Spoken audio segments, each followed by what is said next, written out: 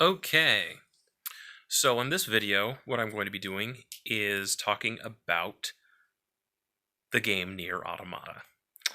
Um, here we go, Nier Automata.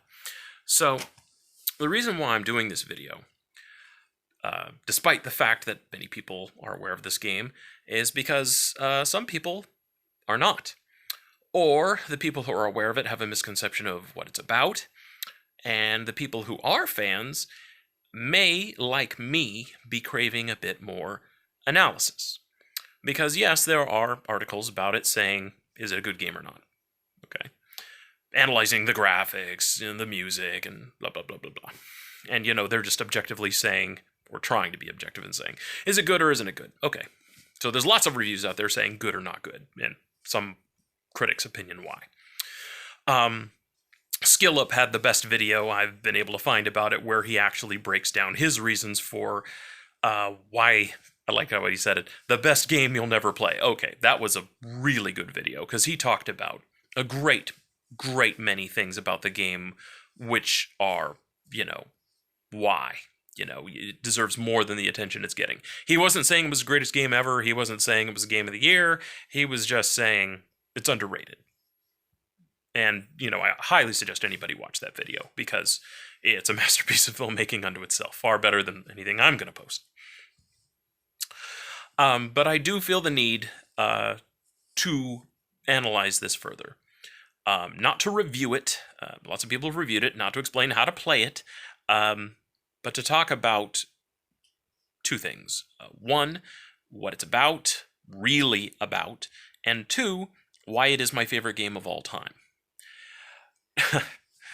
Now, it's important to understand where I'm coming from when I say that, because this is not, I'm not a person who started playing video games a year ago, or 5 years ago, and, or started with the PlayStation 4, and it's like, oh, this PlayStation 4 game is so great, it's the greatest game ever. No, I'm not that person. I started playing with Atari, and an Apple II, and the NES, and I own over 1,000 games. I'm talking, Genesis, Super Nintendo, Dreamcast, Saturn, PC, Macintosh, iOS, Android, you can think of a format. I've tried it, TurboGrafx 16, and I have over 100 board games. I am interested in every type of game you can think of for every type of reason you can think of. So why would I say Nier Automata is the greatest game ever made? Why does this game deserve more analysis? Well, here we go. Now, first of all, if you have not played the game and you don't want spoilers, get away from this video immediately, close this, and do not watch it until you have beaten the game and seen every ending. Or at least every major ending. Spoilers. Now, you don't have to see all 26 endings, but you've got to get through like the main 4 or 5. You've got to get through and see the long ending. And when you've seen that, okay, now we can talk. Because otherwise, I'm just going to ruin everything, and that's no fun. But assuming you have seen that, and you're like, what the heck did I just watch? Or what the heck did I just play? And you're just like, okay, somebody explain to me what's going on here. I will say that it's my favorite game I've ever played for a couple reasons. One of which is that it is a game that takes you through the entire history of video games. You can look at a lot of other games, and, you could say, oh, it's a great shooter.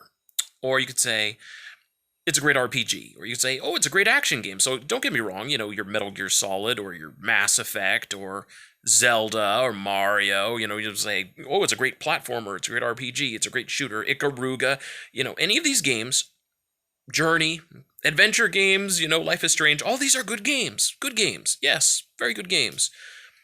But they are lacking something which this game has. And that is that it represents all games. All. The game starts like Space Invaders. It's a simplistic top-down shooter. Like Space Invaders or, something like that. Then it becomes a twin-stick shooter.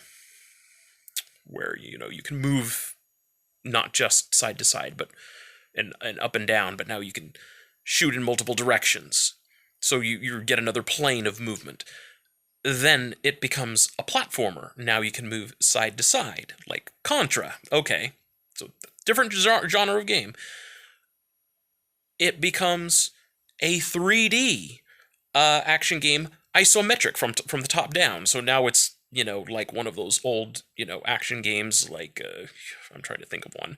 Um, your Baldur's Gate style RPG looter, Diablo. You're getting loot while killing enemies from an isometric view, top down. Okay, that's a type of game.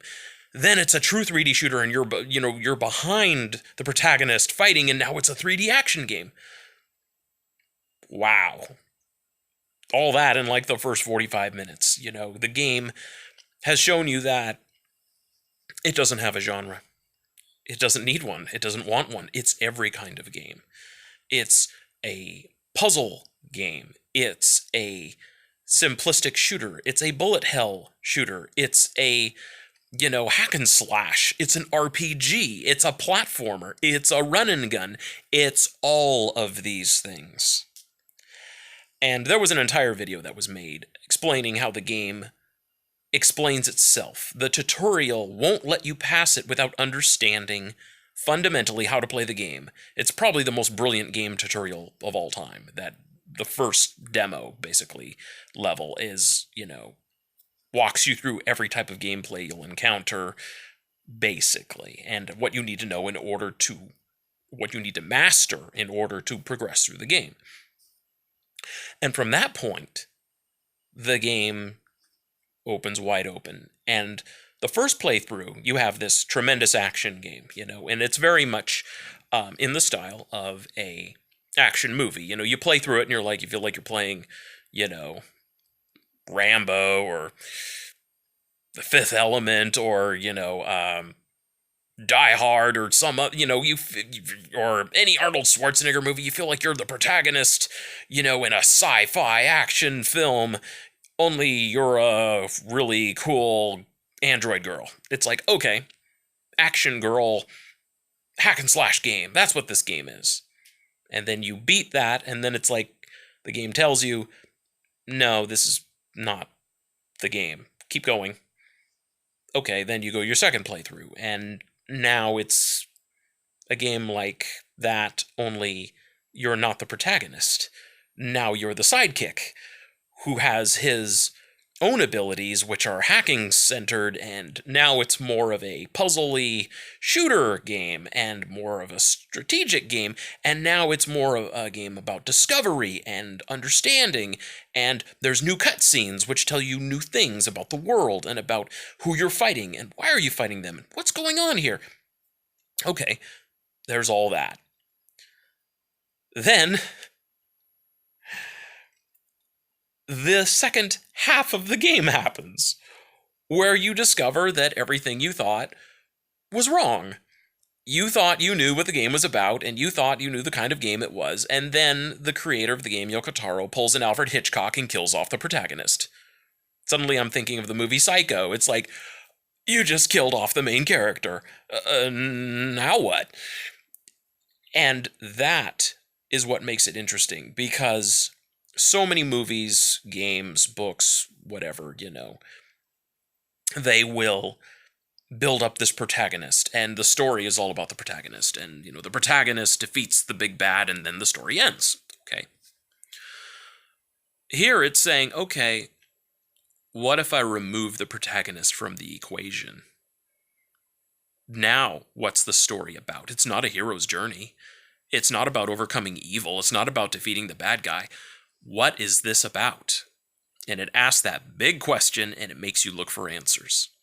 And it gives you two perspectives. It gives you, the perspective of someone who's angry and defeated, and it gives you the perspective of someone experiencing loss and depression and emptiness. And they are now your eyes to try to see what's really going on, and what did the hero die for? What was the point? And that ultimately is the point of the game. That everything that has happened is pointless. And This is a work of genius because the very first thing the protagonist says at the beginning of the game is the point of the game. The first thing they say is, we are trapped in an endless cycle of life and death. I'm paraphrasing here, but they're like, we're trapped in this cycle. I'd like to find out who started it and kill them. And you won't find out in the game. There's there's some voice acting that was done with the traveling concert from Japan where they explain who started the cycle of death and life and war. Who started it? Why did they start it? Why is the wool pulled over everyone's eyes? Why are they fighting a meaningless war? Why are they being lied to? Why? Well, it's not in the game. Because in the game, that's not the point.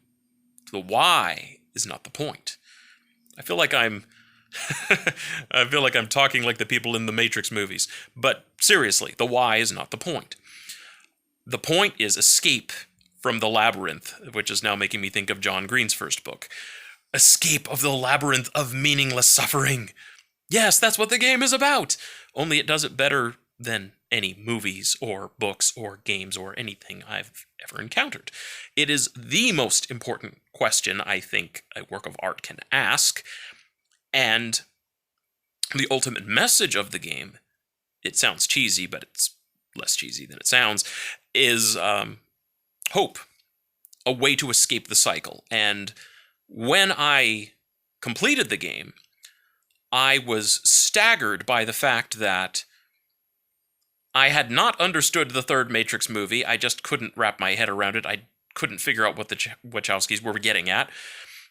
And then I watched the end of this game, and then I was like, oh, now I get it.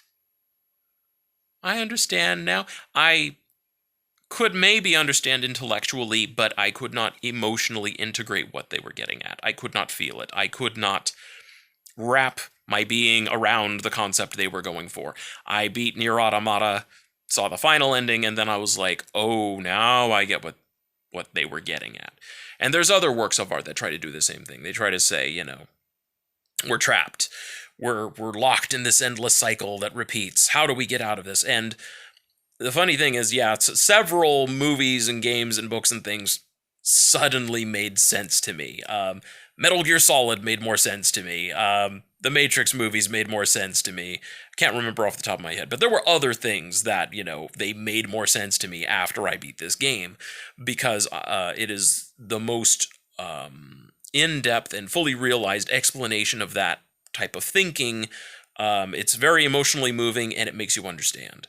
And, it's open to interpretation, but ultimately I think most people could agree, if they really thought about it, what Yoko Taro was getting at is, hey, these androids, they're like us. They're like human beings. They look like us. They think like us. The only difference with them is they're immortal, basically. They just reboot and come back over and over and over again. Are human beings like that? Is society like that? Are nations like that? Are we fighting each other over and over and over again over squabbles and struggles and, anger and wars that happened a long time ago, that were for people who are dead, that are for ideals that are dead, that are for reasons that no longer exist, but we're just trapped in this cycle and we don't know how to get out because it's a self-perpetuating system. And I mean, there's a lot of anime and a lot of things from Japan, because you remember how World War II went down in Japan.